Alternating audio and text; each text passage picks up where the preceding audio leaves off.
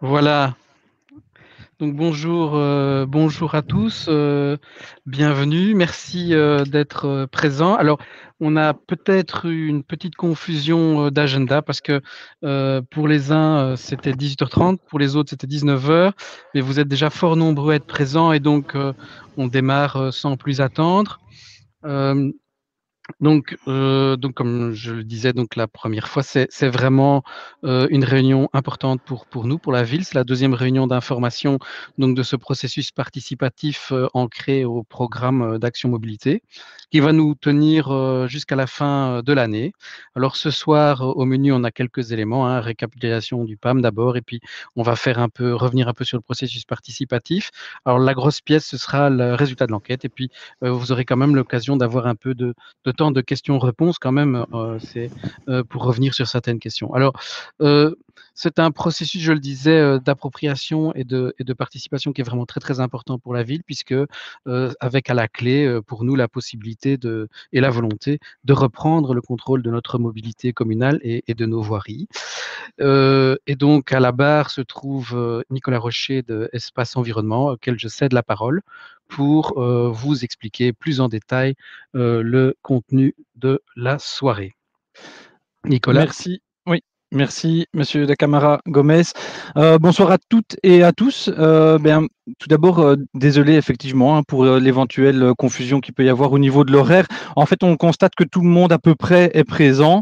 Donc manifestement, le démarrage était à 18h30 et parfois, en fait, on prévoit un démarrage à 18h30 ou en tout cas un peu à l'avance pour dire de vérifier que tout le monde est bien connecté. Et donc, on propose effectivement de démarrer maintenant. Les gens qui doivent encore nous rejoindre, il y en a quelques-uns, nous rejoindront au fur et à mesure. La plupart d'entre vous étaient déjà présents le 15 mars et donc connaissent le contexte, mais je crois que ça vaut la peine quand même de revenir pour les personnes et il y en a qui nous rejoignent pour la première fois et donc je leur souhaite évidemment la bienvenue. Donc Nicolas Rocher, je suis chargé de mission à Espace Environnement et donc ma mission c'est d'encadrer la dynamique participative de l'élaboration du programme d'action mobilité et ce soir d'animer cette séance et je vais commencer en vous expliquant un petit peu comment on va fonctionner. Donc Madame Mertens et Monsieur Stenier donc du bureau d'études de la ville de Lotigny-Louvain-la-Neuve vont revenir sur le programme d'action mobilité. Alors, ils ne vont pas le présenter dans le détail comme ils ont pu le faire le 15 mars, mais revenir sur les mots-clés importants et la structure du programme d'action mobilité. Je reprendrai la parole pour vous rappeler la dynamique participative qui est en cours. Et il y a une étape qui est en train de se terminer et une autre qui va démarrer la semaine prochaine. Et je vais, comme on l'a dit, ce sera le gros morceau, donner des éléments de résultats d'enquête qu'on a menés depuis le 15 mars pour finalement enrichir la réflexion à partir de la participation du plus grand nombre via le questionnaire en ligne notamment et les échanges qu'on a pu avoir le 15 mars et qui ont pour vocation d'alimenter les ateliers. Alors ensuite, on aura la possibilité d'avoir un échange avec le public. Et donc pour ceux qui nous rejoignent, vous avez sur la droite de votre écran la possibilité de poser des questions et on aura à ce moment-là alors la possibilité d'avoir un échange. Je pense que voilà, combien de participants ce soir? À ce stade, il y a 23 participants. On en attend une trentaine, donc je crois qu'effectivement il y a des gens qui doivent encore arriver. Je vous invite à poser vos questions par ce biais-là. S'il vous plaît, simplement, par rapport à l'expérience de la dernière fois, je vous demanderai juste de poser une question compréhensible en dehors de la conversation. Parce que on se rend compte que quand on pose une question par écrit par rapport à ce qui vient d'être dit à l'oral, une fois que c'est désynchronisé, on ne comprend plus la question et donc on perd le fil. Donc je vous invite vraiment à préparer vos questions si vous en avez et dans la mesure du possible, poser des questions en termes de contenu par rapport à ce qui est présenté. Voilà, je pense que j'ai fait le tour par rapport à l'introduction et au déroulement de la rencontre et donc je vais donner la parole, je pense à Madame Mertens pour démarrer la présentation du programme d'action mobilité. Voilà, mais moi je voudrais juste que vous faisiez introduire Nathan qui n'est pas encore parmi nous. Il n'est pas encore arrivé. C'est ça, si tu pouvais... Oui, c'est activé, mais je le fais, mais il n'accepte pas le... D'accord, donc il y a une invitation en attente. C'est ça, et Nathan a appuyé sur le bouton accepter, mais apparemment il ne rentre pas dans la salle de conférence. Et c'est Nathan qui doit commencer ? Non, il n'y a pas de souci, je peux reprendre la main, il n'y a vraiment pas de problème. On faisait ça en binôme, mais s'il faut, on va s'adapter. Voilà. Je suis désolé, je vois qu'il se prépare. Donc, sur mon tableau, il se prépare. Donc, c'est que c'est en cours, mais c'est vrai que c'est curieux. Désolé pour ces couacs. Des fois, la technique ne fait pas le bon ménage. La seule possibilité, peut-être, c'est qu'il s'en aille et puis qu'il revienne. Il y a peut-être un problème de connexion au départ. Ah, voilà. Voilà, je crois qu'il va essayer de nous rejoindre sur scène. Donc, si on a 2 minutes, je vais déjà présenter le premier slide en attendant. Oui. Sinon, je reprendrai la marche à suivre. Donc, voilà. Alors, on a en quelques slides remis le contexte pour effectivement, pour accueillir les nouveaux participants s'ils n'ont pas assisté à la première présentation du 15 mars. Donc, clairement, c'était la dynamique de ce processus, c'est effectivement le programme d'action mobilité de la ville. Alors, le programme d'action mobilité, ce n'est pas une étude, ce n'est pas un plan communal de mobilité. Pourquoi je fais cet aparté? Parce qu'effectivement, dans toute une série de questions de la réunion du 15, il y avait pas mal de confusion. Alors, le plan d'action mobilité, il est d'abord sur l'ensemble du territoire, c'est-à-dire Otigny, et les anciennes communes et Louvain-la-Neuve. Donc, c'est vraiment un plan d'action sur l'ensemble du territoire. Le plan d'action, ce n'est pas un plan communal de mobilité. Pourquoi? Parce qu'on a déjà des plans communaux de mobilité et le plan d'action se base sur ces études, que ce soit les plans communaux de mobilité de Otigny-Louvain-la-Neuve ou le dernier plan communal de mobilité en date qui est toujours à l'approbation actuellement, qui est une actualisation du plan communal de mobilité de Louvain-la-Neuve. Et donc, un plan communal de mobilité, c'est effectivement une étude avec un diagnostic et des actions, mais ce n'est pas la mise en œuvre de ces actions. Et donc là, nous, ici, dans le plan communal, dans le plan d'action mobilité, on est dans le stade de la mise en œuvre. Donc là, je voulais quand même préciser parce que pas mal de questions relataient sur cette ambiguïté qui existait entre quel territoire. D'ailleurs, certaines personnes ne comprenaient pas pourquoi on parlait d'Otigny alors qu'ils pensaient qu'on était dans le plan communal de mobilité de Louvain-la-Neuve. Donc, le plan d'action, c'est vraiment quelque chose qui vient en support pour mettre en œuvre des actions qui ont peut-être été élaborées dans le plan communal de mobilité. Donc ça, c'est une première chose. Et donc, on a effectivement basé notre plan d'action mobilité sur toute une série d'études qu'on a en notre possession, qui sont effectivement les plans communaux de mobilité, mais c'est aussi les plans cyclables, c'est aussi le master plan de la gare. Voilà, on a fait en fait une sorte de compilation de toutes ces études pour définir notre programme d'action mobilité. Voilà, je pense que Nathan est maintenant parmi nous, donc il va pouvoir passer au deuxième slide. Je laisse la parole à Nathan. Je suis là. Est-ce que vous m'entendez bien? Oui, ok, super. Donc oui, donc le PAM a les objectifs dont les objectifs principaux sont d'aller vers la vision phase de la Wallonie, donc de la région wallonne, donc de diminuer la part modale de la voiture et d'augmenter les modes actifs et l'utilisation des transports en commun. Et le deuxième objectif principal est de plus mettre la voiture au centre de tous les projets d'aménagement et d'abord penser aux piétons, puis aux cyclistes, aux trottinettes et aux cyclomotoristes, aux transports en commun et ensuite à la voiture. Donc, c'est vraiment diminuer l'impact de la voiture.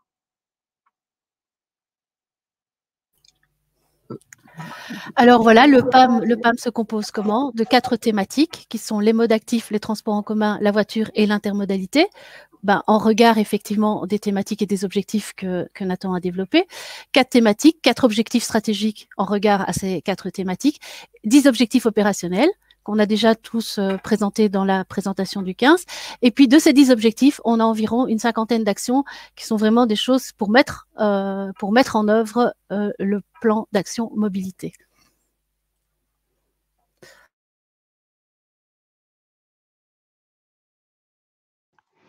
Le micro, oui, il faut brancher le micro. Voilà. Désolé. Et donc, je disais, dans le PAM, on a le premier objectif stratégique qui est de favoriser l'usage des modes actifs. Et parmi les objectifs opérationnels de cet objectif stratégique, il y a améliorer la qualité de l'infrastructure, augmenter l'offre de stationnement en vélo, soutenir le développement des modes actifs. Alors évidemment, ces objectifs stratégiques et opérationnels se développent sur différentes actions. On en a mis quelques-unes, mais évidemment, c'est de cela qu'on va discuter dans nos ateliers qui vont arriver. Et donc, sur cet objectif stratégique, nous avons évidemment le plan cyclable, pour lequel on a effectivement introduit un dossier en Wallonie cyclable qu'on a obtenu. Donc, on a effectivement une manne financière pour mettre en œuvre un plan cyclable 2020-2030. On a des travaux sur un centre d'Autigny piétonnier pour essayer d'envisager la possibilité d'un piétonnier et sa mise en œuvre. On a évidemment un gros volet sur la création de parkings vélos sécurisés à Autigny et à Louvain-la-Neuve. On a une action qui est le cyclotintois que certaines personnes connaissent, qui sont effectivement ces vélos jaunes que l'on peut louer pour longue durée, avec effectivement une sorte de service tout compris. On a la prime vélo, on a la création, on a envisagé la création avec les différents partenaires qui sont le GRAC, Atingo, ProVélo. Donc voilà, tout un package d'actions que l'on va débattre dans la prochaine phase, qui sont les ateliers, et pour lesquels évidemment on souhaite votre participation, ou en tous les cas vos retours d'usage, vos suggestions. Alors évidemment, dans toutes ces actions, il y a déjà des actions ou des suggestions qui ont été émises lors de l'enquête, dont on parlera tout à l'heure, et effectivement, il y a différentes actions, différentes suggestions ou interrogations de différents partenaires qui avaient été mis en place, qu'on peut déjà dire, voilà, on a déjà avancé dans un pas, on peut recadrer les choses. Et puis il y a des nouvelles suggestions, ou alors il y a effectivement des demandes spécifiques qui ont été faites, par exemple sur l'entretien des pistes cyclables et des choses comme ça. Donc, on a vraiment une sorte de panel qui a été fait dans les différents retours que nous avons eu suite à la réunion du 15.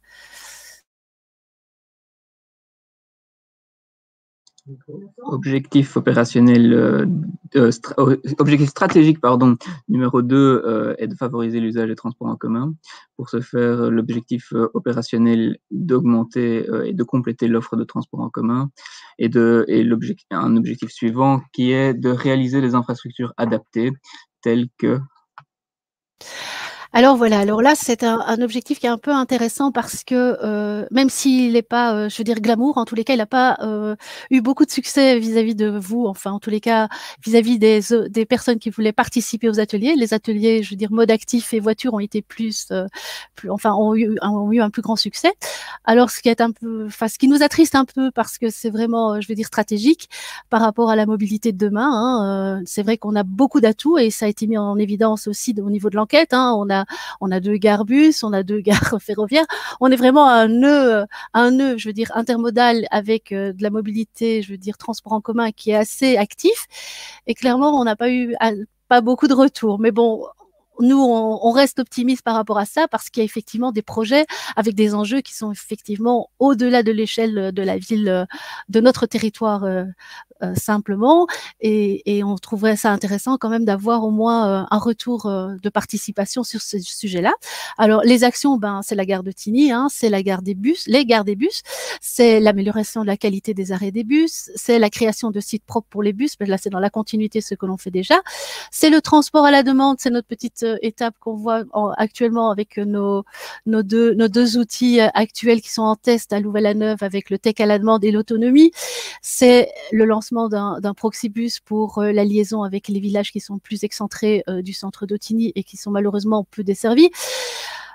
Évidemment, si on veut pérenniser toutes ces expériences, il faut effectivement être optimiste et se trouver vraiment une alternative à la voiture je veux dire solitaire.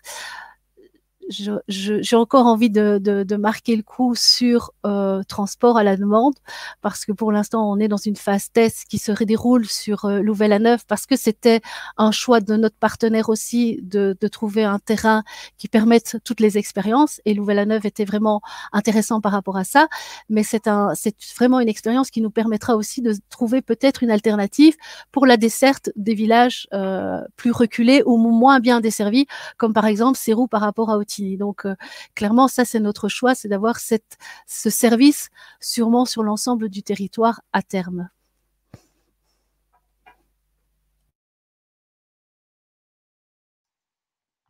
Merci. stratégique numéro 3, qui est de diminuer l'impact de la voiture individuelle.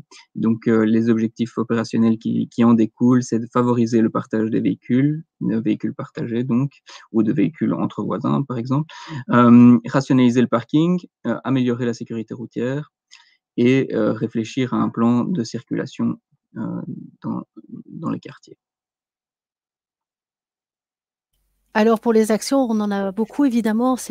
On a voulu mettre en évidence évidemment les modes actifs, mais là on ne peut pas faire de la mobilité sans oublier effectivement la voiture, même si on veut faire le principe stop, mais ça découle. Si effectivement on travaille sur la sécurité des abords d'école, on travaille sur plusieurs thématiques mais aussi sur les modes actifs, parce qu'on va à une partie de l'accessibilité à l'école est aussi pour les piétons et les cyclistes. Donc voilà.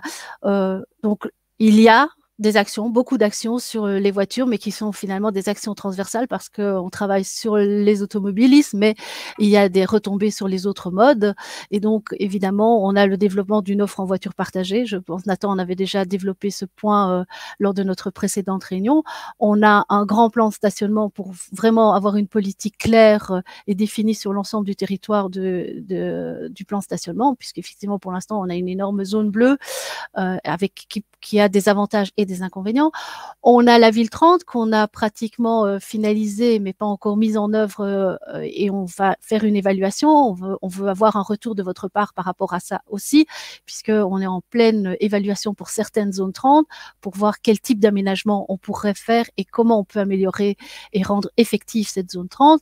On a la sécurisation des abords d'école, j'en ai déjà parlé. On a l'amélioration du réseau routier, parce que c'est vrai que on a quand même quelques kilomètres de voirie et que ces kilomètres de voirie, il faut les entretenir régulièrement pour qu'ils soient évidemment opérationnels pour l'ensemble des modes en toute sécurité. Donc, amélioration du réseau routier, c'est effectivement de l'entretien, puisque c'est, je veux dire, la gestion en bon père de famille, même si on peut plus utiliser ce terme, mais la gestion de patrimoine qui sont les voiries, mais c'est aussi améliorer la sécurité, les points noirs, les carrefours, les traversées piétonnes, je veux dire, améliorer les réseaux routiers, c'est je veux dire, c'est dans un terme large qui est l'entretien, mais aussi en améliorer son dessin et sa sécurité. Il y a aussi un volet relatif aux infractions et au respect du code de la route. Et enfin, le 4e objectif stratégique, qui est de développer l'intermodalité, donc qui en fait est présent quelque part dans les 3 premiers objectifs stratégiques. Et pour celui-là, nous avons évidemment différentes actions qui sont effectivement un peu transversales avec les 3 autres objectifs, qui est une action qui est sur les mobipoints et les qu'on peut aussi appeler mobipôles, où là évidemment ce sont des nœuds où on trouve on retrouve un ensemble de services qui se trouvent vraiment à la limite entre les modes et qui gère l'intermodalité des différents modes de déplacement.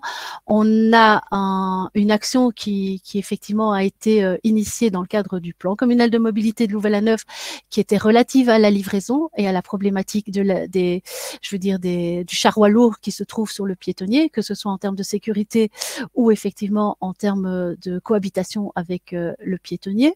Et donc là, on a effectivement une étude qui est en cours pour l'instant pour trouver d'autres alternatives, étude que nous faisons sur Louvain-la-Neuve pour l'instant, mais qui doit effectivement retrouver un écho sur le centre d'Autigny, même si la problématique est un peu différente. Alors, on a la création d'une fonction de Mobility Manager, ça c'est moi qui vous présente, puisque effectivement, on a notre Mobility Manager, il est là puisque c'est Nathan qui est avec moi pour cette présentation. Donc ça, c'était une action qui est déjà mise en œuvre et opérationnelle. Et par exemple, on a aussi le choix de faire une création d'une maison de la mobilité qui regroupe effectivement l'ensemble des différentes actions, le suivi de ces actions et effectivement la pérennisation de tout ce grand projet, parce que c'est en continu, c'est pas dans quelques années que tout est fini, c'est en perpétuel recommencement. Voilà. Très bien. Merci à tous les deux pour cette présentation synthétique, mais finalement assez complète du programme d'action mobilité. À mon avis, il manque pas grand-chose par rapport à ce qui a été dit, présenté le 15 mars. Mais pour les personnes qui n'étaient pas présentes le 15 mars, sachez quand même qu'il y a un enregistrement qui a été fait de la séance, de la session, et que donc on peut retrouver les interventions dans le replay qui est disponible sur la plateforme numérique dont je vais vous parler maintenant. Je vais reprendre la main donc, pour vous expliquer la dynamique participative et donc la manière dont on propose de travailler avec les outils mis à disposition pour avancer et le timing qu'on prévoit pour le faire. Tout d'abord, les outils, ils visent à à rencontrer différents niveaux de participation. Tout d'abord, l'information. À partir du 15 mars, cette séance d'information qui a eu lieu et celle qui a lieu ce soir également. Donc, toute une série de séances d'information qui vont encore avoir lieu également par la suite. Une plateforme numérique dont je vous ai parlé et que je vais encore présenter. Donc, informer pour bien participer. Un niveau de consultation qu'on vise pour pouvoir alimenter les discussions à travers des questionnaires en ligne, mais aussi des échanges qu'on peut avoir lors de ces sessions de séances d'information. Et le dernier niveau, l'ultime niveau de participation, qui est la concertation et la coproduction. Et ce niveau, on l'atteint de façon la plus efficace à travers des ateliers avec un groupe restreint de participants. Et donc, je vais vous en parler également. Les étapes de la participation, donc on a commencé à partir du 15 mars. L'objectif, c'est de travailler sur l'ensemble de l'année 2021 pour l'élaboration du PAM. Tout d'abord, ce mois-ci qu'on vient de vivre pour découvrir le PAM. Donc la session du 15, une enquête et donc les résultats que je vais vous présenter maintenant, qui vont alimenter, cette réflexion va alimenter les groupes de travail thématiques qui démarreront dès la semaine prochaine.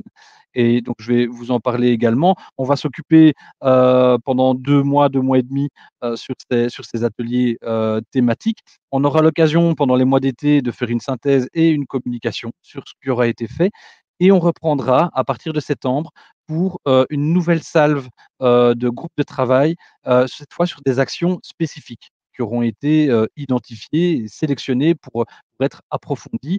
Et donc l'objectif, c'est d'atteindre la fin de l'année 2021 avec de nouveau une communication sur les travaux qui auront été réalisés et voilà, les actions entre guillemets qui seront abouties.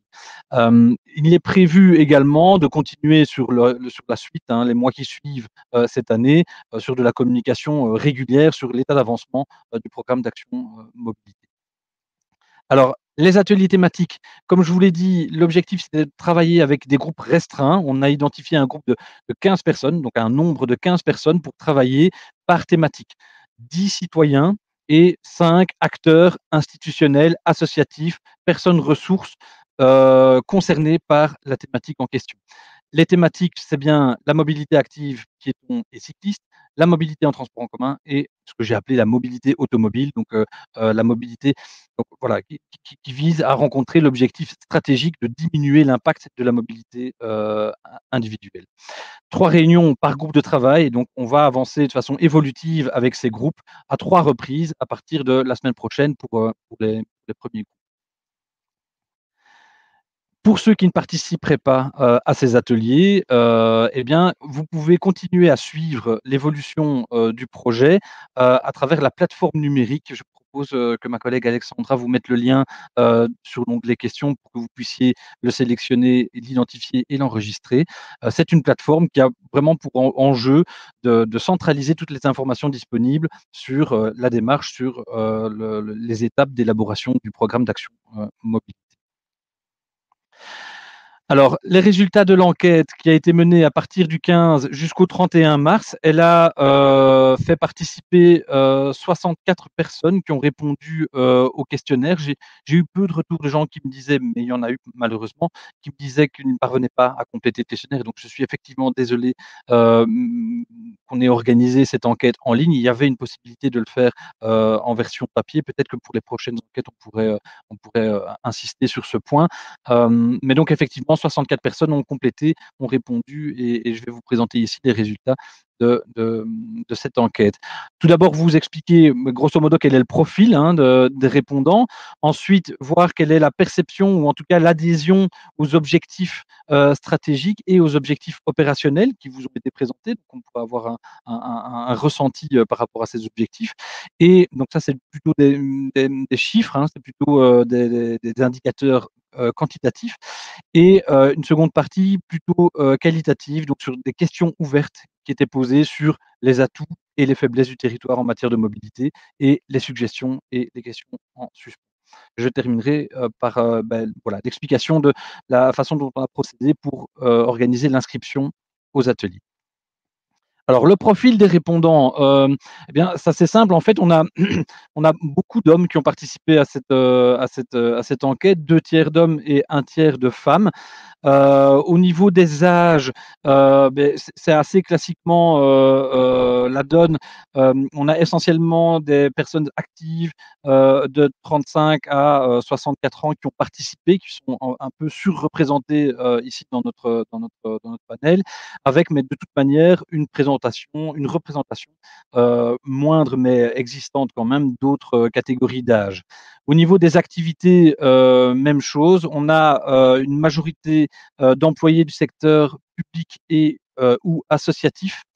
Une belle représentation aussi des personnes retraitées et des employés du secteur privé.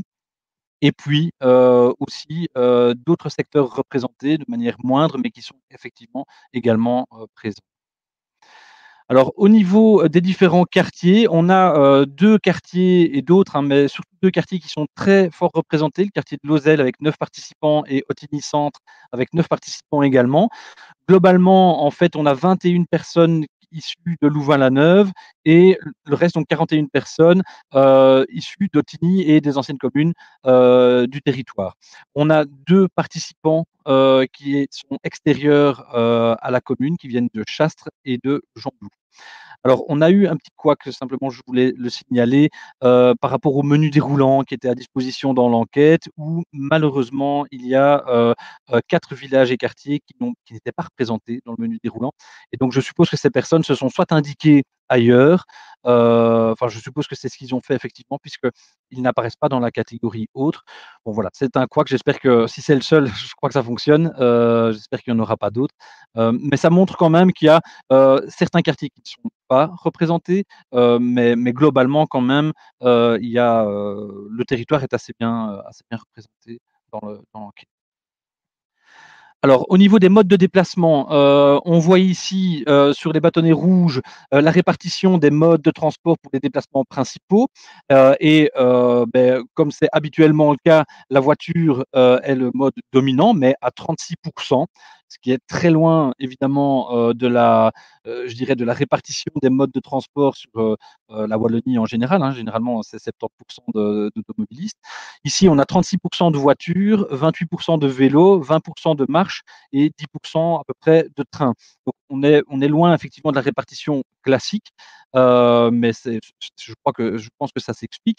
Et ça explique aussi la définition que les participants ont de leur profil en tant qu'usagers, puisque l'essentiel, plus de 25 participants se définissent comme des usagers multimodaux. Je pense que ça caractérise assez bien effectivement le graphique qu'on a sur les modes de déplacement principaux. Une quinzaine de personnes qui se déclarent automobilistes, 12 personnes qui se déclarent cyclistes et 6 personnes qui se déclarent exclusivement piétons. Et alors, moins de 5 personnes donc comme utilisateurs de transport en commun. Alors, au niveau des objectifs stratégiques, je vais vous montrer un graphique qu'on va commenter ensemble. Ce graphique, en fait, reprend les 4 objectifs stratégiques qu'on a répartis par niveau d'importance. Ça veut dire que les participants devaient mentionner quel était le niveau d'importance, et donc sélectionner l'objectif principal et l'objectif moindre selon eux. Il ressort de ce graphique que l'objectif qui est de favoriser l'usage des modes actifs atteint un niveau d'importance 1 dominant. Et à contrario, si vous regardez le côté droit du tableau, un niveau d'importance 4, c'est-à-dire un niveau d'importance moindre, qui est le plus faible. Donc, en fait, la répartition et le niveau d'importance des objectifs stratégiques se déclinent un petit peu comme ceci. Donc, favoriser l'usage des modes actifs comme premier lieu, diminuer l'impact de la voiture, qui est aussi quelque chose d'important, développer l'intermodalité et on termine par favoriser l'usage des transports en commun pour lequel, en fait, la section dominante est le niveau d'importance 3. Et donc, ça veut dire que c'est quand même de moindre importance pour l'ensemble des participants. Au niveau des objectifs opérationnels, donc là, je vais passer en revue les 10 objectifs opérationnels avec les graphiques qui correspondent en essayant de vous l'expliquer au niveau de sa globalité. Concernant les modes actifs, donc améliorer la qualité de l'infrastructure destinée au mode actif, on voit ici que la majorité des participants, clairement, insistent sur le fait que c'est très important. Je crois que là, il n'y a pas d'ambiguïté sur ce graphique. Vous allez voir que par la suite, d'autres graphiques sont beaucoup plus dilués, je dirais. Augmenter l'offre l'offre de stationnement vélo. On voit ici que la catégorie dominante, voilà, se décale sur la droite et donc c'est important, ça reste important. Il y a peu de personnes qui estiment que c'est peu ou pas important, mais ça se décale quand même de très important vers important. Soutenir le développement des modes actifs, vous voyez que ça se dilue encore un peu plus. Il y a un peu plus de personnes qui considèrent que c'est peu important, mais ça reste effectivement de toute façon un élément important. Bon, il va y avoir peu de surprises, hein, mais il y aura quand même des tendances lourdes qui vont se dégager, vous allez le voir. Concernant les transports en commun, augmenter et compléter l'offre en transport en commun. De nouveau, ici, la catégorie très importante domine largement les autres catégories. Il n'y a pas d'ambiguïté sur ce graphique. Ici, de nouveau, réaliser des infrastructures adaptées, eh bien, ça se tasse un petit peu, mais ça reste quand même un objectif important. Concernant l'objectif stratégique, diminuer l'impact de la voiture individuelle, favoriser le partage de véhicules, eh bien, ici, vous voyez que c'est un peu plus tassé. Il y a plus de personnes qui estiment que c'est peu ou pas important, mais voilà, la catégorie principale reste quand même le niveau 2, donc de considérer que c'est important. Rationaliser le parking, même chose, c'est important, voire très important, c'est les 2 premières catégories. Certaines personnes estiment que c'est peu important. Diminuer l'impact de la voiture individuelle toujours, améliorer la sécurité routière, c'est important pour la plupart, des participants. Je pense que c'est compliqué de l'envisager autrement, mais certaines personnes effectivement estiment que c'est peu ou pas important. Réfléchir à un plan de circulation, donc on revient sur une tendance importante de gens et la majorité des participants qui estiment que c'est très important de travailler sur un plan de circulation. Et enfin, développer l'intermodalité, donc une proposition d'objectif opérationnel qui est augmenter l'intermodalité autour des gares, des écoles et des entreprises. On voit ici qu'en fait la catégorie pas important a carrément disparu, donc ça veut dire qu'il n'y a personne qui estime que ce n'est pas important et l'essentiel estime effectivement que c'est très important et important. Voilà, j'ai essayé de le faire rapidement, mais pour vous montrer un petit peu les tendances et je pense que ça rejoint effectivement, les commentaires qu'on a pu avoir, le 15 mars et également lors de l'enquête avec les questions ouvertes que je vais vous présenter maintenant. Donc ceux qui ont complété le questionnaire, vous vous souvenez qu'il y avait une question sur les atouts et les faiblesses du territoire et donc on a analysé, ces réponses en essayant, de synthétiser, de catégoriser et d'identifier, les éléments qui ressortaient le plus. Alors ça aboutit à des tableaux comme ceci, en tout cas une liste. Ici, concernant les atouts, eh bien, un premier atout qui se dégage très fort, c'est effectivement la présence de gares SNCB sur le territoire, 2 gares et un futur RER. Donc vous voyez, entre parenthèses, j'ai indiqué le nombre de citations. C'est en fait le nombre de personnes qui évoquent ce point-là. Et donc, il y a effectivement 25 personnes qui estiment que ce point-là est réellement un atout sur le territoire. Alors, je vais les passer en revue pour vous les expliquer. Une ville cyclable et un réseau cyclable, donc 22 personnes estiment effectivement qu'il y a aujourd'hui des infrastructures de qualité sur le territoire d'Ottigny-Louvain-la-Neuve, perfectibles probablement, mais qui existent et qui ont le mérite d'exister. Une personne mentionne également la présence d'une communauté de cyclistes et d'une solidarité des cyclistes. Donc là, il y a effectivement quelque chose qui tourne autour de la ville cyclable et qui est considéré comme un atout. La troisième marche du podium, c'est le piétonnier de Louvain-la-Neuve. Effectivement, une ville unique dans sa conception et donc le piétonnier qui est effectivement plébiscité par 20 personnes. avec, et vous le verrez, chaque médaille a son revers, voilà, des difficultés qui sont parfois aussi vécues sur la dalle, on va en parler, mais en tout cas, c'est relevé comme un atout. La desserte de transport en commun, citée par 9 personnes, les liaisons autoroutières, l'accès et la voie rapide, qui est considéré comme un atout, sur le territoire. Les gares tech, également par 6 personnes. La volonté politique et le dynamisme des autorités publiques, notamment concernant la question de la mobilité, donc qui est citée par 5 personnes. La présence de camps bio et de voitures partagées. La ville multimodale, donc ça c'est peut-être une synthèse en fait finalement de ce qui est dit en ce moment concernant les atouts du territoire. Effectivement, est-ce qu'on est en présence d'une ville multimodale qui permet de passer d'un mode à l'autre? 3 personnes l'estiment. Et enfin, j'ai repris deux autres items concernant les parkings, donc la zone bleue et parking auto. Concernant les faiblesses, alors, on est toujours évidemment plus, prolixe, quand il s'agit d'expliquer les difficultés. Donc on a, fait le même exercice, hein, évidemment sur les faiblesses.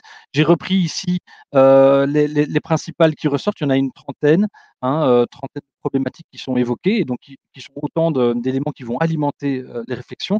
La première d'entre toutes, qui se dégage quand même assez fortement, c'est la question du trafic, la congestion, la circulation automobile, le transit aux heures de pointe. Alors on a l'avantage dans les réponses qu'on a reçues, c'est de pouvoir identifier et localiser, parfois même très précisément, les problématiques. On parle ici du centre d'Ottignies, des abords de la gare d'Ottignies, des abords des écoles, de la chaussée de la Croix, le centre sportif du Bloquerie, la nationale 4. Donc ce sont tous des éléments qui sont, spécifiés, qui sont notés. La sécurité des cyclistes, le manque et la qualité des infrastructures, donc 24 citations.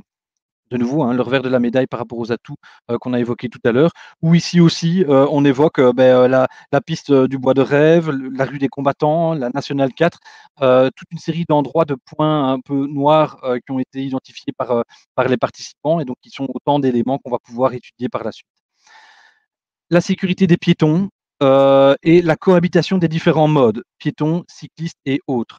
C'est une situation qui est vécue sur la dalle, comme je l'ai dit.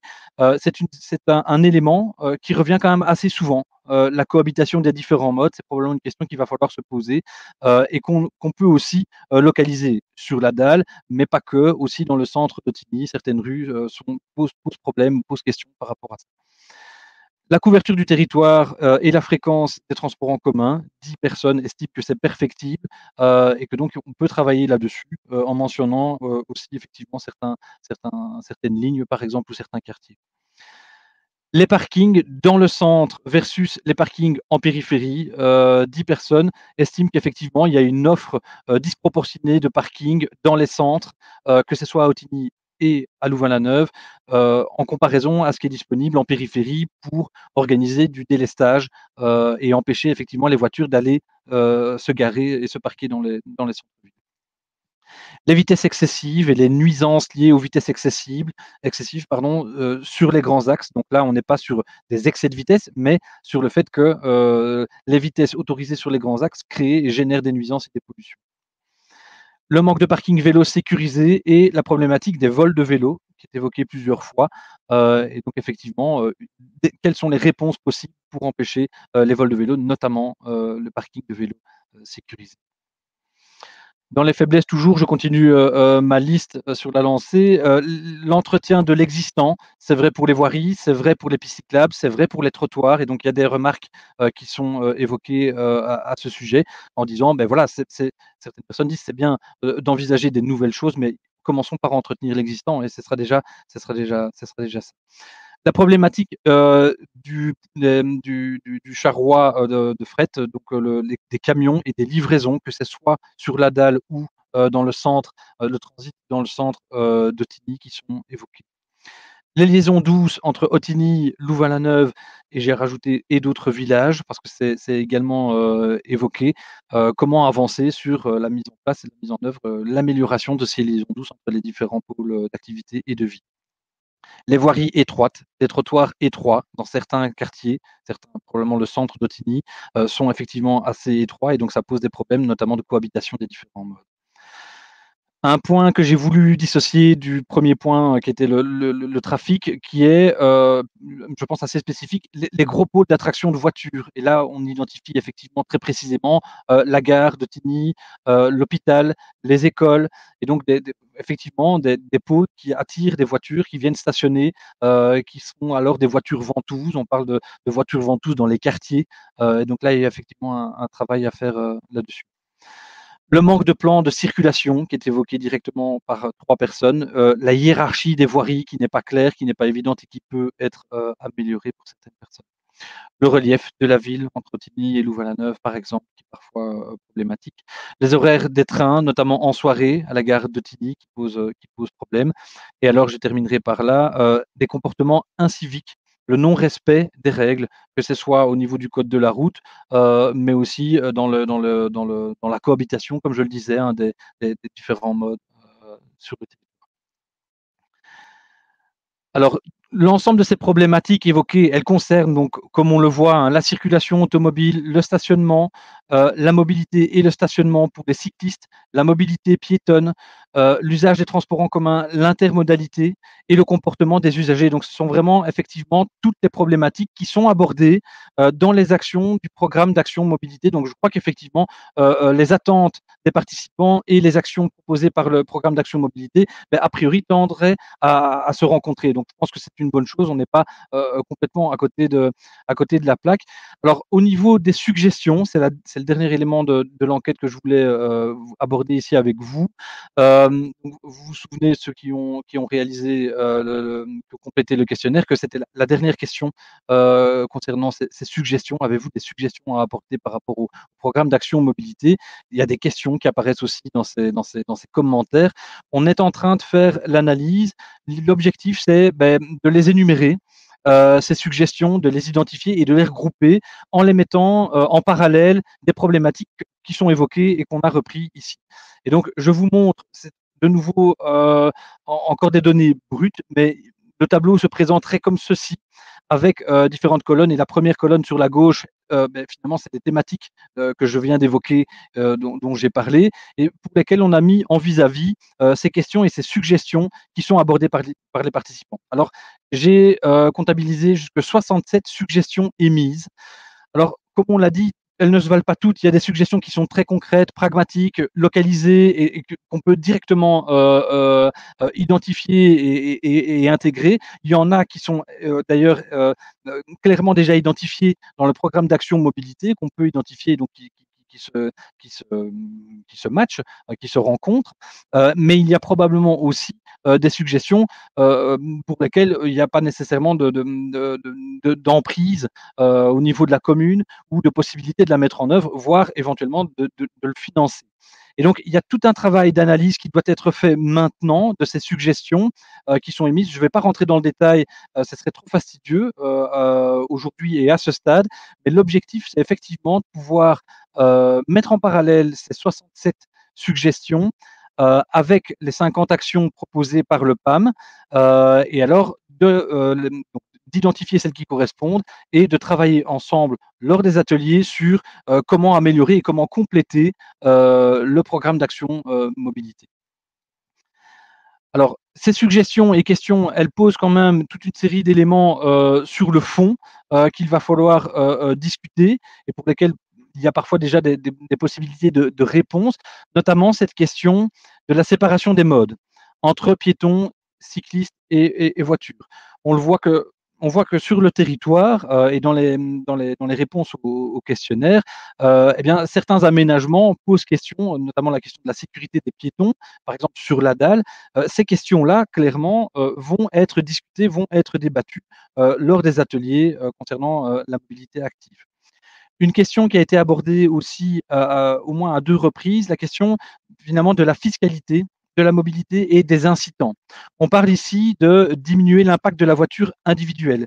Mais qu'est-ce qu'on peut faire et qu'est-ce qu'il est possible de faire à l'échelle de la commune pour effectivement avoir un levier et pour avoir un réel impact sur la mobilité individuelle? Il y a la question de l'échelle de l'intervention également la vision supracommunale. Certaines personnes nous disent il faut faire dialoguer les différentes communes. Ottignies-Louvain-la-Neuve est concernée, mais les communes voisines drainent aussi et font venir des voitures sur le territoire. Et donc, il y a un enjeu à se coordonner effectivement avec les autres communes. La question de la différence des territoires, Madame Mertens l'a déjà évoqué en introduction. Effectivement, Ottignies et Louvain-la-Neuve n'ont pas les mêmes réalités, n'ont pas la même réalité de terrain, mais c'est bien une commune et c'est un programme d'action mobilité. Donc, il faut pouvoir intégrer dans ce programme d'action mobilité la différence qui existe effectivement sur le territoire. Deux autres éléments, à savoir la transversalité entre les services, notamment entre le service urbanisme et le service mobilité. Certaines personnes mentionnent effectivement la possibilité d'intégrer dans les permis d'urbanisme des notions, par exemple, de nombre de voitures par logement. Et donc, ces éléments-là peuvent effectivement être une piste de solution et être abordés et être concrétisés à l'avenir entre les services effectivement de la ville. Enfin, les liaisons donc de transport en commun entre Ottignies et Louvain-la-Neuve, qui sont assez bien abordées dans cette enquête et pour lesquelles on va pouvoir, dans l'atelier sur les transports en commun, avoir une discussion entre participants, mais aussi avec des représentants de différentes institutions au niveau du train et du TEC, pour voir effectivement la faisabilité de certaines choses. Voilà, alors je ne sais pas à ce stade si des représentants de la ville voudraient prendre la parole, peut-être par rapport à ce qui a été dit sur ces suggestions et ces questions. Oui, Madame Mertens.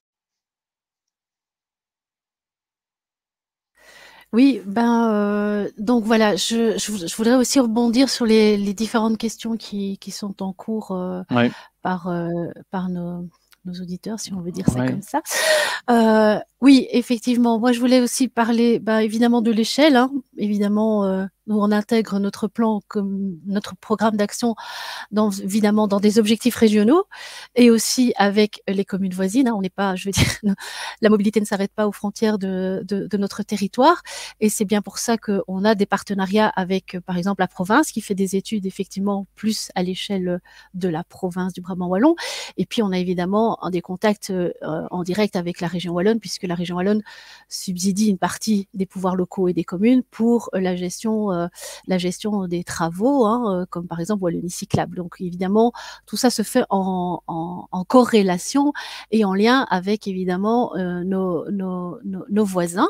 Mais évidemment, on est aussi limité par rapport à nos actions. On est une commune, alors il y a effectivement, je veux dire, des actions qui sont faisables à l'échelle de la ville, et puis il y a des actions qui sont peut-être qui servent à la ville, mais qui ne sont effectivement pas possibles de gérer à l'échelle de la ville, hein. Il faut s'imaginer que nous avons effectivement un atout qui est effectivement un réseau, je veux dire, de voirie régionale qui permet effectivement une très bonne desserte du territoire, hein, que ce soit en autoroute, en nationale et donc effectivement ces voiries sont gérées par la région et donc on a une très bonne collaboration avec nos voisins puisque évidemment les services de la région pour le Brabant wallon sont juste nos voisins et sont situés à Ottignies-Louvain-la-Neuve. Mais effectivement, nous n'avons pas non plus tout pouvoir sur certaines voiries qui ne sont pas dans notre gestion. Je voulais rebondir sur une des questions parce qu'il y avait une question sur le MobiPoint et sur le fait qu'effectivement il fallait les inscrire il fallait les inscrire à l'échelle des territoires. Et c'est vrai, nous avons fait une étude sur l'ensemble de la province du Brabant wallon pour voir où on devait implanter les MobiPoints à différentes échelles. Et effectivement, à l'échelle de la province, on a 2 MobiPoints qui sont définis au niveau des gares. Et puis, nous, en interne, on a envisagé de faire effectivement des MobiPoints qui sont, je veux dire, à une échelle plus de la ville, en centre-ville, hein, centre-ville de Louvain-la-Neuve, centre-ville de Tigny. Et puis, on a des MobiPoints qui ont peut-être encore un peu moins de services, mais qui sont à l'échelle des quartiers. Donc, on a effectivement essayé d'intégrer un réseau de MobiPoints avec différents services en fonction, évidemment, de l'échelle du MobiPoint et en fonction des services qu'on peut y trouver. Donc, c'était pour répondre à à une des questions qui avait été ouverte par rapport à cette intervention. Donc, oui, le territoire, enfin, la mobilité ne s'arrête pas à notre territoire. Et évidemment, on fait ces relations et on fait des partenariats avec certaines communes. Par exemple, encore aujourd'hui, on travaillait sur une liaison mode actif entre notre ville de Tigny, Louvain-la-Neuve et Lannes, où on fait un partenariat, où on fait les travaux et une partie sur le territoire de Lannes est effectivement financée par Lannes. Donc, il y a effectivement eu des liens qui sont faits avec les différentes communes voisines. Mais par exemple, un dossier comme par exemple le Barreau Sud, qui est la liaison effectivement entre la nationale 25 et la 275, ça c'est pas à l'échelle de la ville qu'on fait ça tout seul comme des grands, c'est plutôt à l'échelle de la région, parce que c'est effectivement des investissements qui sont au-delà de simplement l'échelle locale. Très bien, merci. Peut-être concernant la séparation des modes, il y a effectivement eu pas mal de réactions, de gens qui témoignent effectivement de leur inconfort, entre guillemets, le mot est faible peut-être pour certains, on parle même d'insécurité, en tant que piéton, de partager l'espace effectivement avec les cyclistes et les cyclistes également, le disent que c'est très inconfortable. Il y a différentes expériences entre guillemets qui ont été menées, qui sont menées sur Otigny-Louvain-la-Neuve. Est-ce que ce sont des éléments qu'on va pouvoir discuter effectivement lors des ateliers? Peut-être que ça doit être étudié au cas par cas. Comment est-ce qu'on peut voilà, imaginer la suite et voir comment on pourrait aborder ces points-là sur la séparation des modes?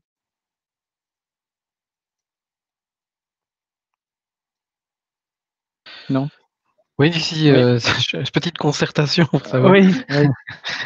Donc, oui, donc, alors effectivement sur la séparation des modes, effectivement ça peut concerner différentes choses. Effectivement, donc on a beaucoup de réactions concernant la dalle piétonne de Louvain-la-Neuve surtout, avec effectivement l'usager le plus faible et donc celui qui est prioritaire selon la logique du principe stop, qui est tout en haut de l'échelle de priorité, le piéton, surtout le piéton avec un déficit quelconque en termes de repères ou de déplacement ou de visibilité ou d'audition, n'importe quoi.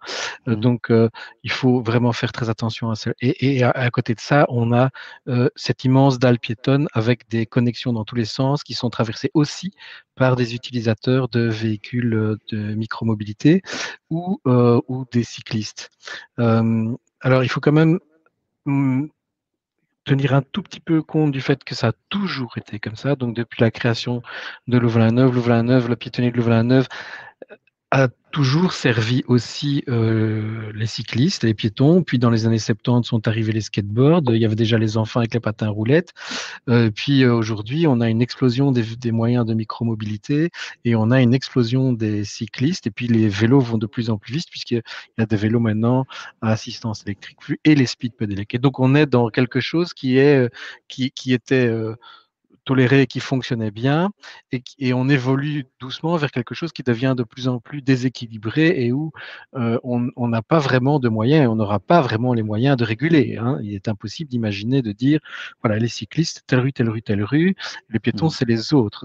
La dalle piétonne, elle entoure toute une série de bâtiments, de fonctions dans la ville. Tout le monde doit pouvoir se déplacer d'un point à un autre, que ce soit le cycliste ou donc, ce qu'on va devoir travailler uniquement dans ce cadre-là sur des questions de patientes, mais il faudra le faire, de sensibilisation du cycliste, enfin de l'usager le plus fort par rapport à l'usager le plus faible.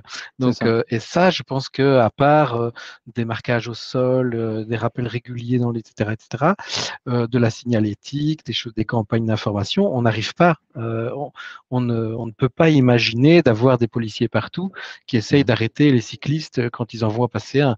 On sait bien comment se comporte l'utilisateur dès qu'il voit l'uniforme, il redevient tout d'un coup très respectueux des codes de la route sur la distance nécessaire pour dépasser le policier. Donc, c'est des mesures qui ne servent pas à grand-chose. Après, on a d'autres cas. On a aussi la volonté de créer des corridors cyclables où on essaye de retirer le cycliste de la circulation automobile et si possible aussi des piétons pour essayer justement de favoriser ces modes de déplacement assistés comme les speed pedelecs ou les vélos électriques dans un but d'essayer d'accroître fortement l'efficacité de la distance cyclable.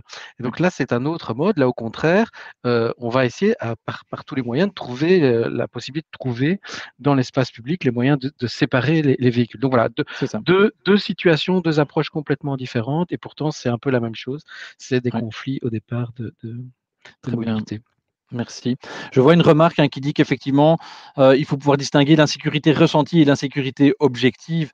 Et donc, la question de savoir si on a des statistiques d'incidents ou d'accidents sur la question, je crois qu'effectivement, il y a des éléments de diagnostic qui doivent pouvoir alimenter la réflexion aussi, et qu'on pourrait peut-être essayer d'avoir effectivement pour les ateliers, si jamais c'est disponible, effectivement, si ça existe. Ok. Très bien. Merci. Je vois qu'il y a des questions qui défilent, mais je vais peut-être en prendre une concernant le sondage. Quelqu'un qui mentionne, donc je pose la question, je la lis. Est-il scientifiquement sage de tirer des conclusions sur l'ensemble de la ville quand 63 répondants, 64 répondants seulement se sont manifestés? En d'autres mots, la majorité silencieuse n'est-elle pas d'un avis tout différent? Alors effectivement, l'objectif de ce sondage, l'objectif de cette enquête, c'était de donner la parole au plus grand nombre concernant le programme d'action mobilité et la structure du programme d'action mobilité et les problématiques ressenties et vécues par les habitants. Alors, effectivement, en ce qui nous concerne, au plus on a de participants, au plus, effectivement, on a une assise fiable. Alors, je ne prétends pas avoir réalisé en moins d'un mois une étude, un sondage et une enquête rigoureusement scientifique, mais j'ai plutôt tendance à dire qu'on a passé un coup de sonde. Et effectivement, il y a 64 personnes qui ont répondu. Ça devient intéressant comme nombre. Maintenant, c'est vrai, et ça, on a l'habitude de ce phénomène, c'est qu'effectivement, les gens qui participent sont, la plupart du temps, les gens qui sont au départ sensibilisés, au départ intéressés. Et ici, en l'occurrence, effectivement, on a probablement une série, un grand nombre de participants qui sont concernés par la mobilité alternative. Maintenant, je pense quand même que quand on regarde la problématique qui est évoquée par 39 personnes concernant le trafic automobile et les problématiques liées au trafic automobile, on sait identifier dans les commentaires que il y a des cyclistes qui s'expriment en disant qu'ils sont gênés dans leur trajectoire, qu'ils sont gênés dans leur parcours par la congestion. Mais il y a aussi, évidemment, des automobilistes qui se plaignent eux-mêmes d'être, entre guillemets, englués dans le trafic automobile. Et ça, à mon avis, je pense que c'est quand même une problématique qui est ici relevée par 64 personnes qui ont probablement un profil particulier, mais qui serait probablement unanimement reconnue par l'ensemble des participants. Si on avait pu avoir plus de participants, effectivement, je pense qu'on aurait été plus à l'aise pour en parler, mais je crois que ça ne change pas grand-chose aux conclusions et au fait que ces problématiques évoquées, elles sont, je pense, réelles et elles vont alimenter les ateliers. Et c'était ça l'objectif. C'était que cette dynamique participative qu'on a voulu ouvrir au plus grand nombre, ensuite alimente les réflexions qu'on va organiser maintenant avec un nombre plus restreint de participants. J'espère que j'ai répondu à cette question. Je vais peut-être continuer. Alexandra, tu continues à regarder, à noter les questions, on pourra les aborder ensuite. Oui, je vais peut-être revenir sur les ateliers. Oui. Moi, je voulais faire encore deux apartés. Oui. C'est qu'effectivement, dans l'ensemble des suggestions qui a eu lieu dans l'enquête, donc je te rejoins, Nicolas, on a une tendance, on a effectivement des gens qui sont motivés par ce sujet-là qui reviennent vers nous. Effectivement, ce n'est pas représentatif de l'ensemble de la population, mais le principe, c'est faire de la participation. Je pense qu'on a fait assez de communication pour inviter les gens à se positionner. Après, voilà, le succès, il est là, il est au rendez-vous pour certains points. Il n'est peut-être pas assez représentatif, je peux l'entendre, mais à un moment donné, voilà, on fait ce qu'on peut avec ce que l'on a. Mm-hmm. Ça, c'est une chose. Donc, c'est peut-être un aveu de faiblesse, mais je veux dire, à un moment donné, je ne peux pas non plus attendre que les gens et envie de participer, on fait avec ce qu'il y a. Je pense qu'effectivement, on aurait pu espérer plus, mais je pense qu'aussi après, quand on participe aux ateliers, c'est quand même un investissement personnel en temps qui est important, et effectivement, je pense que ceux qui sont là sont vraiment motivés à venir travailler avec nous, à nous entendre, à faire des relais sur les usages et sur les envies, et donc là, on pourra quand même développer une tendance et faire de la vraie participation. Je voulais rajouter aussi qu'il n'est pas non plus trop tard, hein. Là, on est vraiment à la première étape, on termine la première étape de communication et d'information et de consultation publique par rapport à ce programme d'action mobilité, mais il y en aura d'autres. Après les ateliers, il y aura de la communication, il y aura des nouvelles séances d'information avec des possibilités, effectivement, aux gens de s'exprimer. Et donc, je pense que ça vaut la peine encore maintenant de continuer à communiquer sur la progression des travaux et de revenir, comme on a prévu de le faire, régulièrement vers le public de manière assez large pour effectivement communiquer sur la façon dont ça évolue. Alors, je vais peut-être revenir sur les inscriptions aux ateliers parce que j'ai vu d'entrée de jeu qu'il y avait déjà des questions sur la participation aux ateliers. Donc, dans l'appel à candidature qu'on a organisé, on a reçu 28 candidatures, 28 candidats pour 3 séries d'ateliers. Alors, on n'a pas, à proprement parler, fait une sélection, puisque a priori, on pouvait prendre tout le monde. On a quand même voulu privilégier dans les groupes, et les personnes s'étaient inscrites sur différents groupes, on a voulu privilégier les candidatures citoyennes. Je veux dire par là qu'on a eu des candidats qui sont des mandataires communaux, des conseillers communaux qui sont portés candidats, et qu'on a du coup voulu écarter pour donner la priorité aux candidatures citoyennes. Et donc, on a aujourd'hui 10 personnes pour le groupe de la mobilité en mode actif et 10 personnes pour le groupe voiture. Par contre, vous le voyez sur cette diapositive, mais on a un groupe qui n'est pas complet, le groupe transport en commun, pour lequel il y a actuellement 6 personnes inscrites.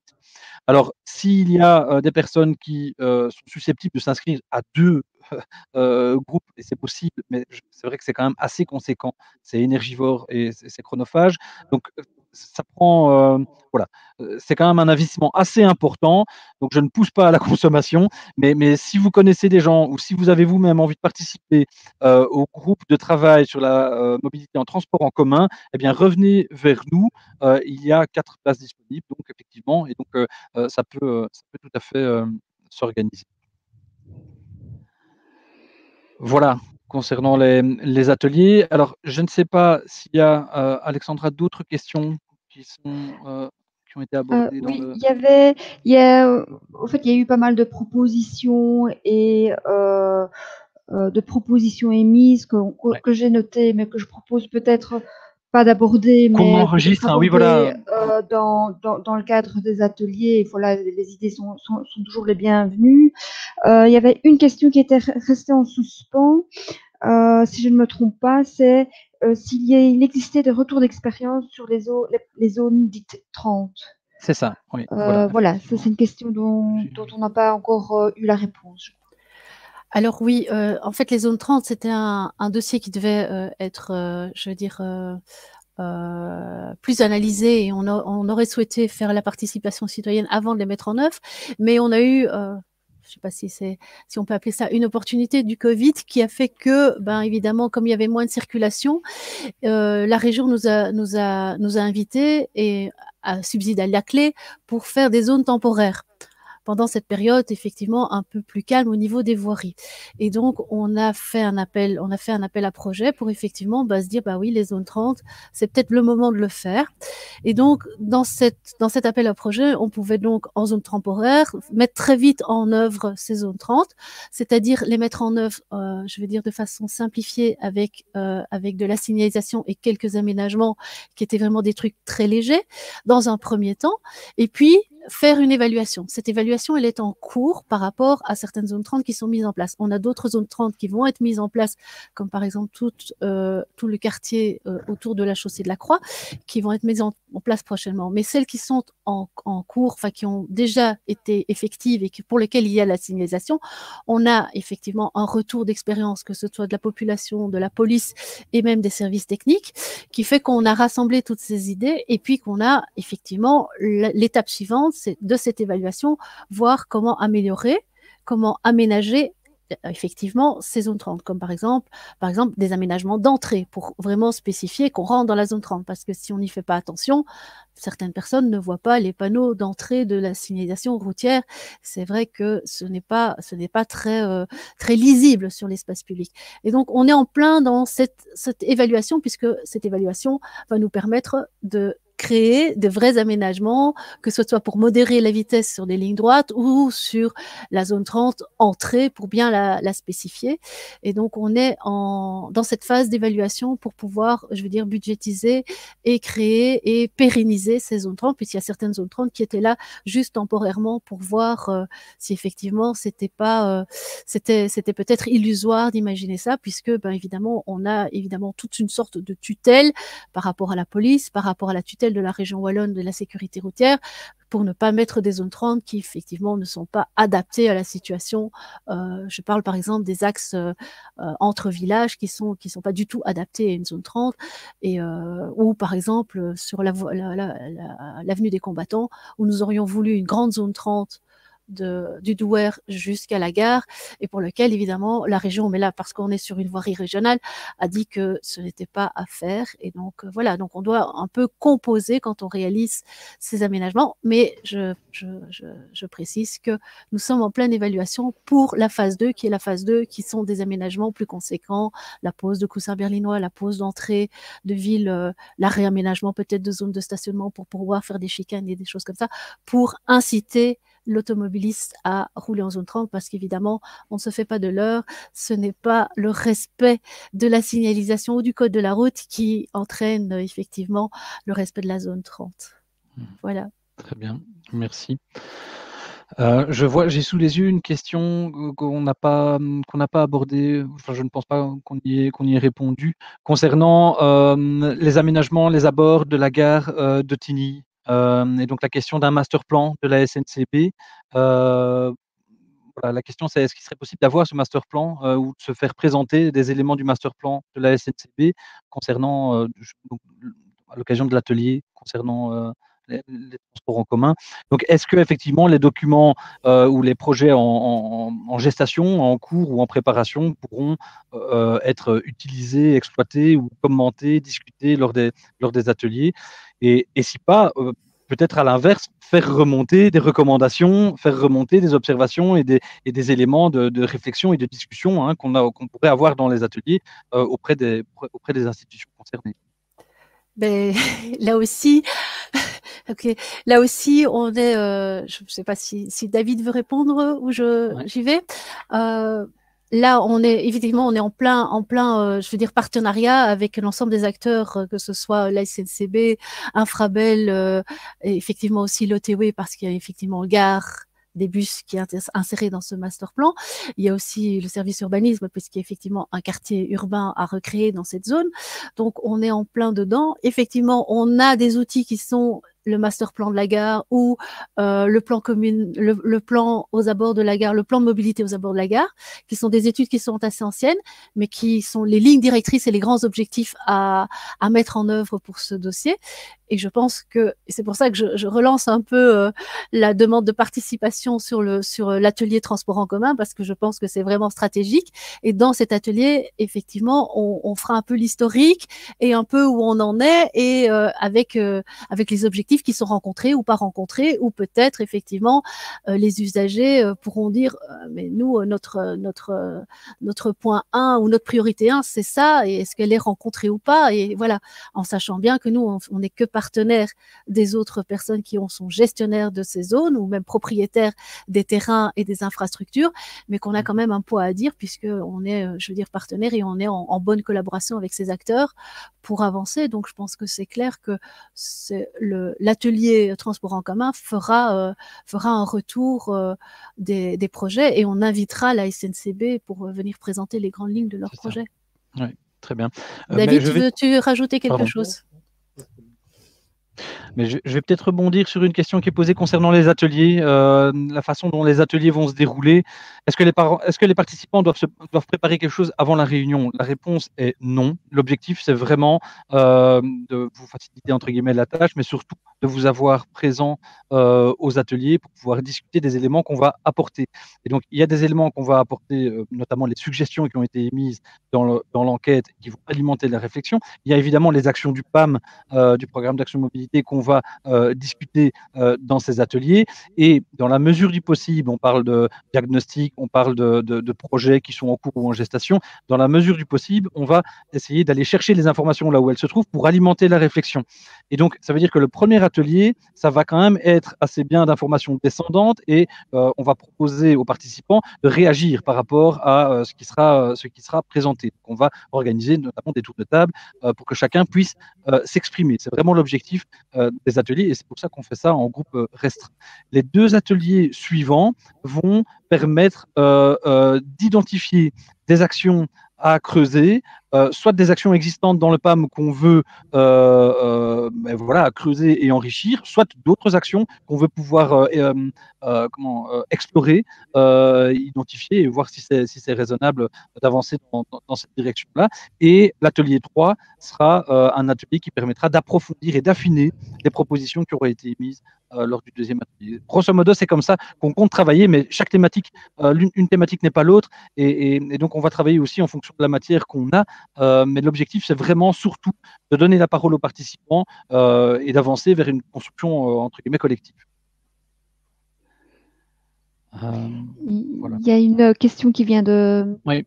Je me permets d'être posée sur existe-t-il une évaluation d'installation des rues cyclables? Là, tu veux Oui.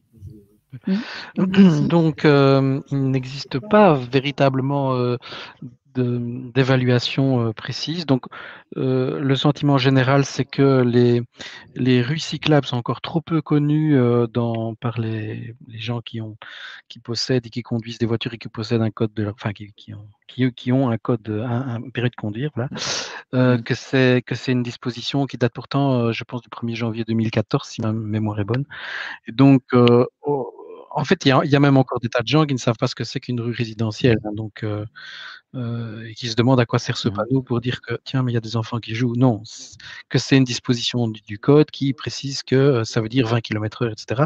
Il en est de même en fait avec avec les rues cyclables. Il y a trop peu de gens qui savent que ça veut dire il faut rester derrière le cycliste qui est l'utilisateur prioritaire de la voirie et qu'il ne faut pas dépasser les 30 à l'heure et que c'est pour ça qu'il y a ces gros marquages au sol. Donc on a fait plusieurs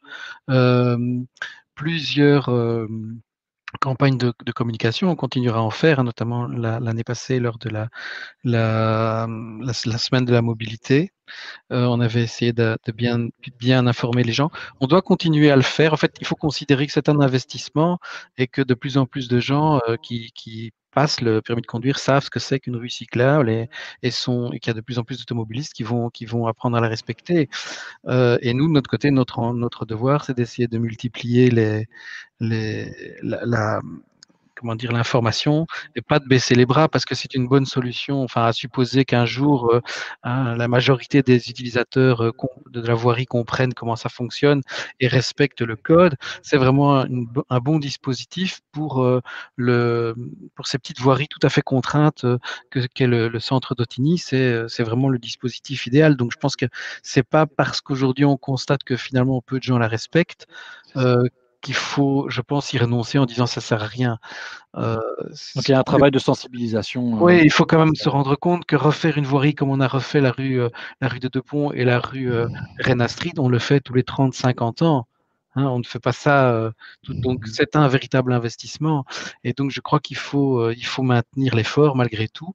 Il faut avoir foi en l'avenir et puis il faut essayer de communiquer et de faire de la sensibilisation. Très bien, merci. Oui, je voulais rajouter que par rapport aux rues cyclables, effectivement, je pense qu'il y a 2 évaluations. Il y en a une qui dit à quoi ça sert et il y en a une autre qui est plus tempérée parce que je pense que même en termes de communication, avoir en centre-ville une voirie cyclable délimitée cyclable, ça veut bien dire de où on met la priorité en termes de principe stop. Donc voilà, là c'est un espace partagé et le cycliste passe à une priorité par rapport à la voiture. Et donc, ça va aussi en parallèle avec la zone 30. Hein. À un moment donné, quand on fait une zone 30, bah oui, la rue cyclable, elle est par définition une zone 30. Très bien. Et peut-être beaucoup plus visible qu'une zone 30 traditionnelle. Merci.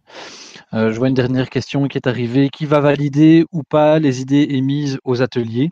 Alors, effectivement, ça, c'est la question du statut, hein, du travail qu'on va réaliser dans les groupes de travail, dans les ateliers, où on est vraiment sur un travail d'aide à la décision. Hein. Donc, l'objectif, c'est effectivement pas de décider en atelier ce qui va se faire ou ce qui ne va pas se faire. L'objectif, c'est vraiment d'alimenter la réflexion, la réflexion des techniciens et des agents qui vont ensuite vérifier la faisabilité des choses et la manière dont les choses peuvent se mettre en place. Et au final, c'est effectivement les autorités publiques qui vont s'approprier ce travail-là et qui vont valider au final le programme d'action mobilité. Donc là, il y a effectivement un positionnement entre guillemets technique derrière le travail des ateliers, le travail de réflexion qui est mené par les ateliers et politique, de validation politique. Je ne sais pas si vous voulez ajouter quelque chose par rapport à cet élément-là. Non, très bien. Une nouvelle question. Centre de Tigny. Sur quelques centaines de mètres, vous avez 3 types de rues, cyclables, zone 30 et quartier. Beaucoup de changements sur de courtes distances. Donc effectivement, c'est un témoignage qui nous est revenu aussi pendant l'enquête. Hein, donc de dire qu'effectivement, il y a sur parfois des parcours assez réduits une succession importante de changements de vitesse, par exemple, à s'adapter, etc. Et donc une forme d'incohérence, en tout cas d'incompréhension des usagers par rapport aux différentes séquences. Et donc, effectivement, il pourrait y avoir une réflexion sur certains périmètres, comment rationaliser effectivement ces éléments-là. Mais c'est effectivement un témoignage qui nous est revenu dans l'enquête. Oui, Madame Mertens. Non, on ne vous entend pas. Ah, non, là, il est coupé. Votre micro est coupé.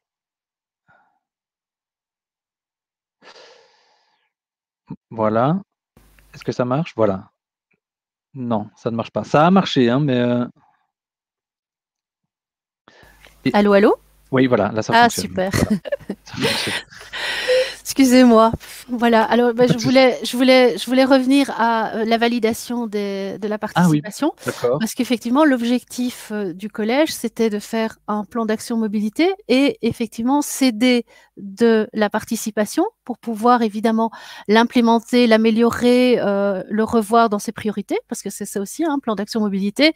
C'est qu'est-ce qu'on va dans toutes ces actions, dans ces 50 actions, il va falloir définir des budgets et puis savoir voir qu'est-ce qu'on peut mettre en œuvre. Hein. C'est des budgets, c'est aussi des ressources financières, mais aussi des ressources humaines pour le mettre en œuvre. Donc, je pense que ça fait aussi partie du volet de notre travail aujourd'hui avec la participation. Et puis, il y a aussi le volet, aujourd'hui, on n'en a pas parlé, mais on a aussi un bureau d'études Aries, qui est un autre expert mobilité, qui vient aussi faire sa lecture, mais lui en tant qu'expert mobilité. Et ces deux lectures vont permettre la correction, l'adaptation de ce plan d'action mobilité. Donc, il y avait effectivement une validation après les ateliers et les rapports qui auront été réalisés à la suite de ces 3 ateliers pour corriger, améliorer ou redéfinir des priorités dans les projets qui sont définis dans le plan d'action mobilité. Donc, je pense clairement que ce n'est pas un travail qui est inutile ou qui reste après, c'est fait avec plein de bonnes intentions. Non, c'est la volonté, c'est de effectivement corriger, adapter sur base du travail qui sera réalisé à la fois par l'expert et à la fois par les ateliers participatifs. Très bien.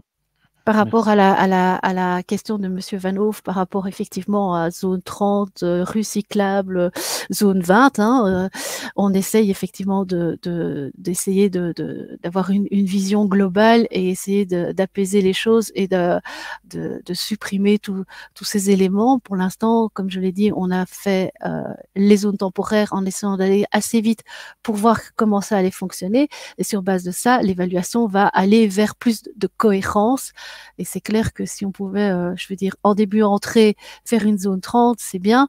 On pouvait pas dire on fait une zone 30 et on supprime la rue cyclable qui est finalement dans le même statut au niveau des kilomètres autorisés. Donc, on doit aussi prendre en compte et adapter la situation de terrain. Donc voilà. Mais on essaye d'aller vers de la cohérence. Très bien. Et de nouveau, on aura l'occasion d'en parler Tout à fait. lors des ateliers. Très bien. Eh bien, je vous remercie. Je pense qu'on va en terminer là. Je pense qu'il n'y a plus d'autres nouvelles questions qui sont arrivées entre-temps. Vous l'aurez compris, la prochaine étape, ce sont les ateliers thématiques qui démarrent la semaine prochaine. L'atelier sur les transports en commun, le premier atelier démarre le 29, donc c'est jeudi prochain. Donc s'il y a parmi vous des personnes qui sont intéressées à y prendre part, eh bien manifestez-vous. Il y a des places disponibles et donc on vous enverra les informations utiles pour participer, mais on validera d'abord évidemment votre candidature. Voilà, il me reste à vous remercier pour votre participation, à vous signaler ceux qui ne participent pas aux ateliers que vous pouvez régulièrement vous tenir informés sur la plateforme numérique. On va mettre régulièrement des informations sur l'évolution et l'état d'avancement des travaux. Aussi, je suppose, des communications qu'on fera après les ateliers sur voilà, les canaux habituels de la ville au niveau de Facebook, le site internet de la ville, etc., pour communiquer sur les résultats dans les mois, comme je l'ai dit, pendant les mois d'été. Voilà, je vous remercie à tous et à toutes les participants, les intervenants. Je ne sais pas si quelqu'un a envie d'ajouter quelque chose auprès des intervenants par rapport à ce qui a été dit ce soir et les perspectives pour l'avenir. Je crois que... Simplement, en tout cas, remercier tous les participants et mes collègues, Sandra et Nathan, et bien sûr vous aussi, Nicolas et j'ai oublié le nom, sorry. Et Alexandra. Ouais, Alexandra. Oui, Pardon, Alexandra. Oui, voilà, qui vient de mettre mon adresse email sur l'onglet questions. Donc, si vous voulez effectivement être candidat pour les transports en commun, vous pouvez m'adresser directement un email.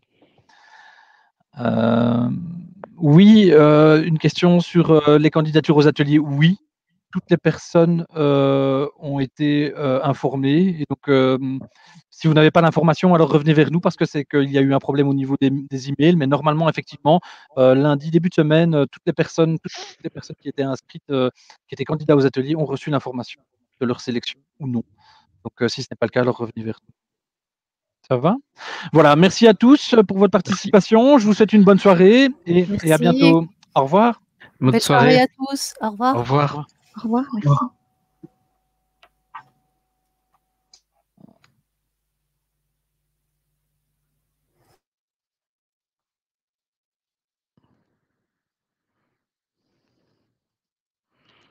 Voilà.